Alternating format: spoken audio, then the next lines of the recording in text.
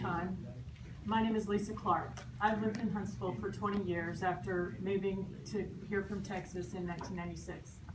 That year I had the opportunity to write for a local family magazine. I covered their annual childbirth issue, and I interviewed the charge nurses of every LDR unit, labor and delivery unit, in Madison, Morgan, and Limestone counties. Through that assignment, I realized that the freedom I enjoyed in Texas to choose my caregivers and how I gave birth would not be respected in my local hospitals. So I found mothers who had used midwives. I read the laws concerning midwives in Alabama, and I decided I would give birth to any children I had in Alabama at home.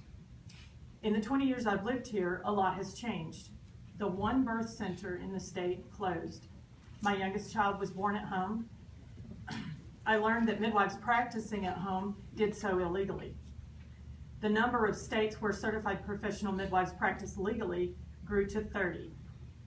The Department of Alabama actually arrested a friend of mine, and she moved her practice to Tennessee. The Department of Public Health inexplicably repealed birth center regulations in 2005. The state of Washington, home of the most costly midwifery program in the country, found that midwives saved the state Medicaid program 2 times the cost of the midwifery program. Health and Human Services found that Alabama nurse midwives practice in the most restrictive professional environment of all 50 states. The number of nurse midwives allowed to attend births in Alabama hospitals plummeted from dozens to 3.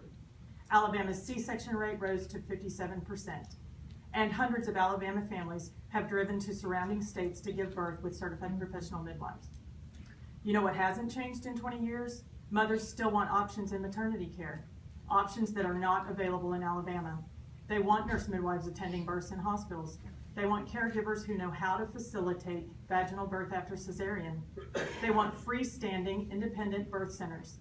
They want caregivers who respect their decisions regarding childbirth. Many Madison County mothers are driving to hospitals in Florence, Anniston, and cities in Tennessee because the options they seek are not available in our area hospitals. While these mothers are willing to drive long distances to gain access to respectful, evidence-based care, they would much prefer to get this care in their hometowns. My babies are grown and are starting to have babies of their own. When I moved here 20 years ago, I never dreamed that my children would face the same obstacles that I faced in finding maternity care options. It is for my children and for these mothers who can't find the options here in their hometown that I ask you to support the Birth Freedom Act. Thank you.